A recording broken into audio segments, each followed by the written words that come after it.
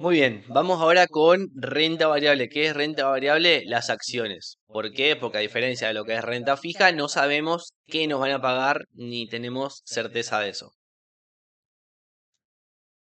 Acción. Si tenemos una acción, somos dueños de una muy pequeña parte del negocio, ¿sí? A diferencia de lo que es renta fija, en renta fija nosotros somos acreedores, o sea, somos tenedores de deuda de esa empresa o de ese estado. A diferencia de la acción, nosotros nos estamos metiendo en el juego, nos estamos metiendo como dueños de esa empresa. No podemos ser dueños del estado, obviamente.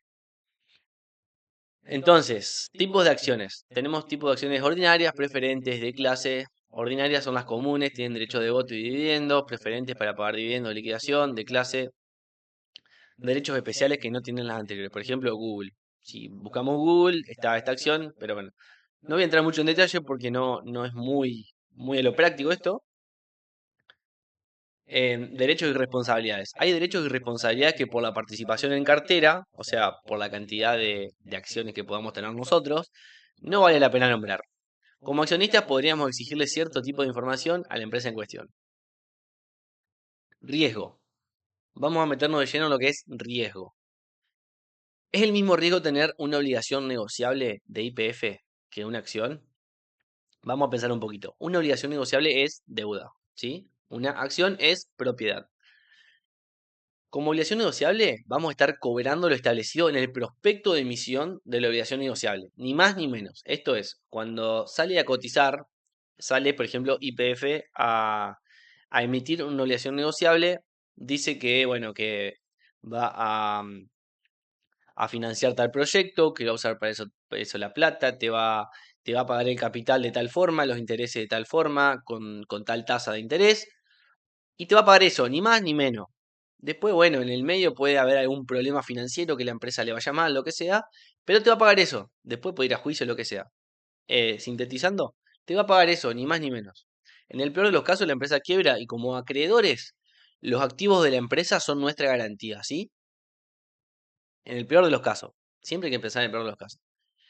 En cambio, si tenemos una acción, ganamos por aumento del precio de la acción y también si paga dividendos. Somos parte de la empresa. Nos hundimos con el barco si no vendemos la acción, si nos va mal. Esto es, si a la empresa le va bien, va a generar valor, va a generar más ganancias, entonces el precio de la acción va a subir y nosotros vamos a ganar con eso. Y también si paga dividendos. En cambio, si le va mal, nosotros somos parte de la empresa.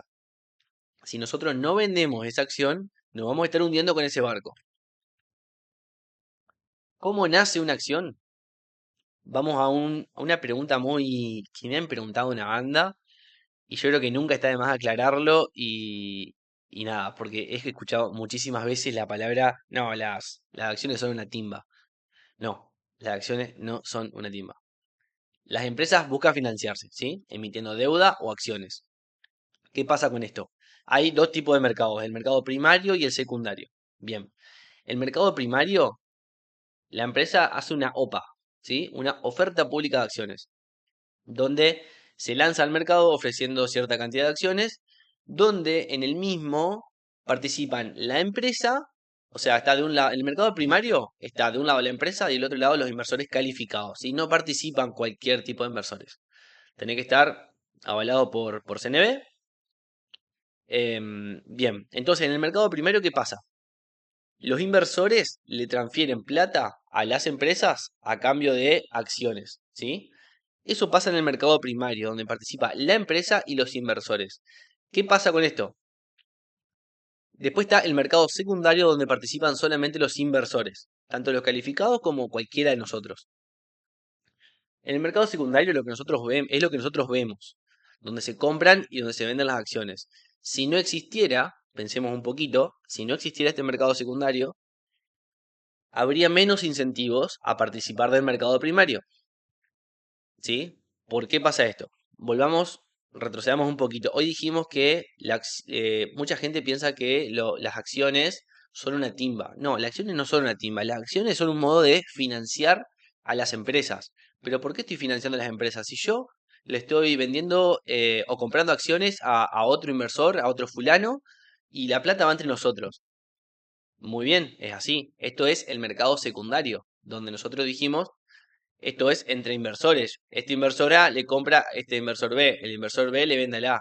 ¿Dónde está la plata ahí que yo le doy a la empresa? La plata a las empresas está en el mercado primario, donde los inversores calificados, a través de un análisis minucioso de toda la cuestión de fondo, le pagan X cantidad de plata a cambio de acciones a las empresas. Entonces los inversores le dan plata a las empresas y la empresa le da acciones a los inversores. Pero, ¿y por qué no muere ahí la cuestión si ya está? Si no, ¿para qué hay mercado secundario? Justamente el mercado secundario es un incentivo para que el mercado primario funcione correctamente. Porque ustedes calculen que si no hay mercado secundario, ¿para qué los inversores calificados van a invertir en empresas y después no van a saber dónde vender esas acciones que compraron? En caso de que suban, en caso de que bajen. Por ejemplo, los inversores calificados le compran acciones, financian a las empresas a cambio de acciones. Bien, esas acciones, supongamos los dos casos, suben. Ok, yo quiero, como inversor calificado, quiero vender estas acciones, quiero tomar esta ganancia. ¿Y dónde las vendo? Tengo que, no sé, hacer una publicación en el diario, en Facebook, en Marketplace, ¿cómo es? No, no, no. Justamente para eso está el mercado secundario. Inversores calificados, las acciones bajan, no me sirven más, quiero cortar las pérdidas. ¿A quién? No es a quién le meto estas acciones, pero puede haber gente en el mercado secundario que verdaderamente las quiera porque las considera baratas y las quiere comprar. ¿Y cómo hace? Y no, y para eso justamente está el mercado secundario, para facilitar, para otorgarle liquidez a lo que es el mercado primario. Si no existiera el mercado secundario, el mercado primario sería así de chiquito, no habría financiamiento a las empresas. Bien, ciclos de una empresa. Así como las personas crecemos, las empresas también. Las empresas parten de una etapa que se llama el lanzamiento, crecen, ¿sí? O sea, van creciendo a lo largo de los años y con la facturación, con las ventas, llegan a una etapa de madurez donde están en un tipo una cumbre que no pueden crecer porque tienen su tope. Y luego empieza una fase de renovación o declive, es decir, empiezan a bajar la facturación por el motivo que se le ocurra, porque el producto no va más, porque el mercado no lo necesita, porque perdió calidad, por lo que sea. Entonces, si la empresa no se renueva y muere, esa empresa muere. Por ejemplo, el caso que más se me ocurre siempre es la empresa Blockbuster, que es esa empresa, más que nada en Estados Unidos, estaba por todos lados, que te alquilaba los cassettes o los DVD para ver pelis, y que también te vendía pochoclos en los negocios y todo, tenía un circo en torno a eso. Pero bueno, una vez que apareció Netflix, esa empresa murió. O sea, de tener, no sé qué cantidad de locales habrá tenido esa empresa en Estados Unidos, por lo menos 2000. Y hoy yo creo que no queda uno en pie. ¿Por qué? Porque no se supo renovar. Esa empresa llegó a su época de madurez, donde seguramente valía muchísimo la acción. Ya que están acá, vayan a TradingView y vean cuánto cotizaba. Y cómo se vino a pique, porque no se supo renovar. Si se le hubiese caído la idea a Blockbuster de hacer un Netflix, y seguramente estaría acá arriba, o sea, seguiría creciendo. Es así de simple. ¿De dónde obtenemos nuestros rendimientos? Como inversores de renta variable. Por un lado, de la cotización, ¿sí? Esta cotización puede subir o puede bajar. Y por otro lado, los dividendos. ¿Qué son los dividendos? Son pagos que la empresa hace a sus accionistas, como tenedores de acciones, como forma de distribuir ganancias. A la empresa le va bien, tiene ganancias a lo largo del periodo, las empresas presentan balances, las empresas que cotizan, ¿sí? Que nosotros podemos comprar, presentan balances cada 3 meses. Entonces cada 3 meses sabemos si en ese periodo de 3 meses le fue bien o le fue mal. Esas ganancias las puede distribuir entre los accionistas o reinvertirla para seguir creciendo. Entonces acaba la pregunta, ¿entonces me conviene comprar estas acciones porque me pagan dividendos? Y depende de tus perspectivas. Se puede armar, sí, un portafolio de estas acciones. Tengamos en cuenta lo siguiente, como le decía recién, ganancia que se distribuye, ganancia que no se reinvierte. Una empresa es una máquina de generar plata, más o menos, ¿sí? En mayor o menor medida. Pero esa plata es limitada, o sea, o la reinvierte en la misma empresa o la distribuye a sus accionistas. Al inversor le gusta recibir plata, obvio, esto repercute en la cotización.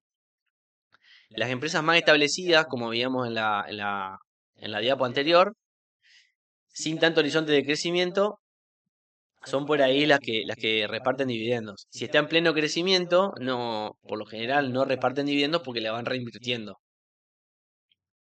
Dividendos, cronograma de dividendos. Podemos buscar una por una y ver cuándo pagan dividendos, si es que pagan. Si nos vamos a TradingView y buscamos en el buscador y entramos empresa por empresa, por ejemplo, buscamos Apple, nos vamos a, por ejemplo, gráfico semanal, o si esto es semanal, o diario, nos vamos acá abajo, y si vemos la D, es porque pagan dividendos.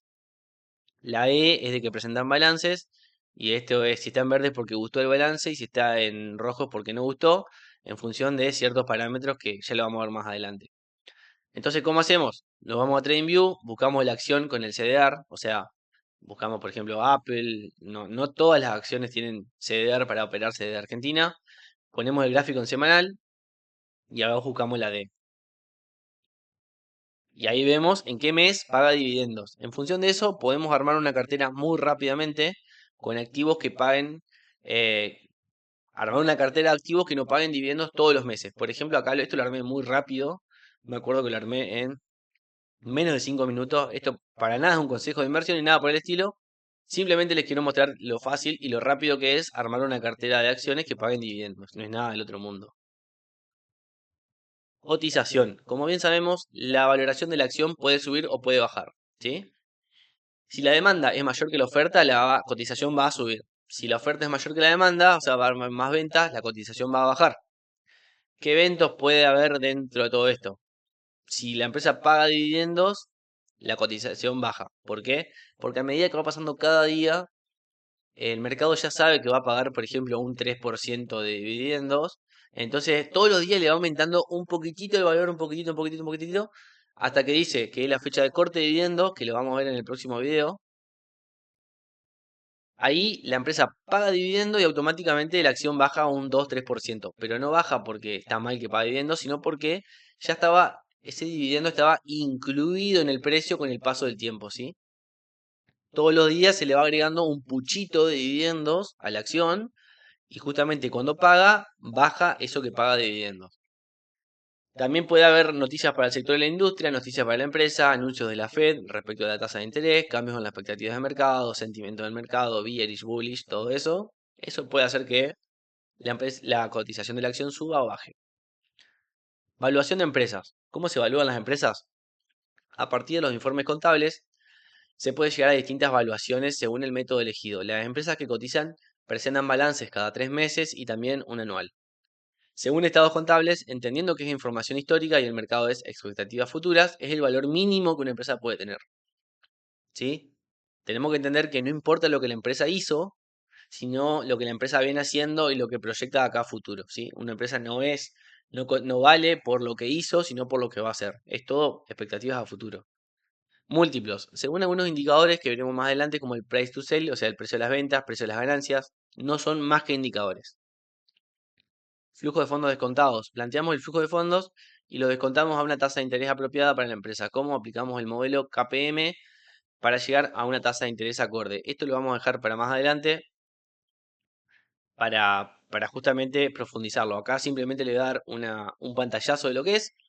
El modelo KPM es el cual calculamos la tasa de interés a la que descontaremos el flujo de fondos de la empresa a analizar. Así como nosotros le damos una tasa de interés a, por ejemplo, a los bonos de Argentina en función de la tasa libre de riesgo de Estados Unidos y el riesgo país, a las empresas la evaluamos de la siguiente forma.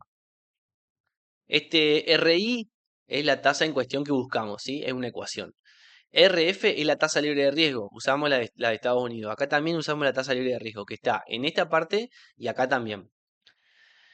La beta, ¿qué es la beta? Que es esta parte, es la sensibilidad del activo en función de las variaciones del mercado. Las variaciones del mercado las vamos a tener en cuenta, es una correlación de cómo se ha movido la cotización de una acción, cómo se mueve una empresa en particular respecto del mercado. Por ejemplo, el mercado estadounidense, que para esto vamos a tener en cuenta lo que es el S&P 500, que es como una medida de lo que es el mercado accionario de Estados Unidos.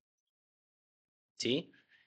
Y después tenemos la rentabilidad de mercado, que es la rentabilidad que esperamos del mercado y es subjetiva, ¿sí? La rentabilidad del mercado también se puede tomar lo que es el S&P 500 o el Merval en contado con liquidación en caso de que analicemos una empresa de Argentina. Análisis fundamental. Acá vamos a analizar ratios, tanto de forma horizontal como de forma vertical. Si es horizontal, Vemos la evolución de las cuentas respecto de la empresa por periodo. Es decir, acá vamos a analizar en la misma empresa cuánto creció la deuda total, cómo varió la liquidez o la solvencia de la empresa respecto de un periodo a otro, el crecimiento de las ventas, de los costos, de los márgenes, de los gastos en sueldos, por ejemplo. En cambio, en el análisis vertical analizamos las cuentas respecto a otras de un mismo periodo. Por ejemplo, el pasivo con el activo, el patrimonio neto con el activo, el resultado neto con las ventas, el costo respecto de las ventas, etcétera. Eso es análisis fundamental. Y los sectores de la renta variable, para resumir, son estos 11, que vendrían a ser como los sectores de la economía. Esto es más que nada para tenerlos presentes a la hora de diversificar o apostar por un sector. Tenemos sectores industriales, tecnológicos, real estate, servicios financieros, materiales, consumo básico, servicios públicos, consumo discrecional, comunicación, energía, salud. Eso vendrían a ser los sectores de la economía. Y después tenemos estrategia de inversión. Podemos clasificar a las acciones en función de su proyección en el futuro. Acá tendríamos más o menos dos tipos de acciones. Lo que serían las growth. Estas son las empresas de constante crecimiento, son aquellas que reinvierten ganancias para continuar creciendo. Más que nada son las empresas tech e innovadoras, tienen un horizonte a largo plazo y bueno, ahí decimos que estas no pagan dividendos porque justamente están apostando al crecimiento, entonces ganancia que se obtiene, ganancia que se reinvierte. Y estas acciones por lo general no están de oferta, es decir, no le vamos a encontrar un precio barato. Caso de Apple, Nvidia, Microsoft, empresas así. No están de oferta, lo bueno se paga a un precio copado.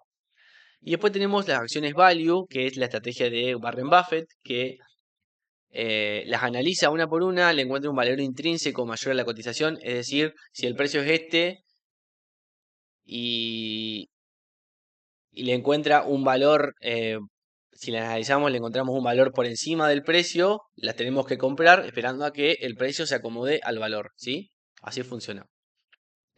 Estas pueden ser empresas de cualquier sector, con un horizonte en corto o mediano plazo, hasta que se reacomode, ¿sí? Hasta que se reacomode esa diferencia entre valor y precio, y están en constantes recategorizaciones.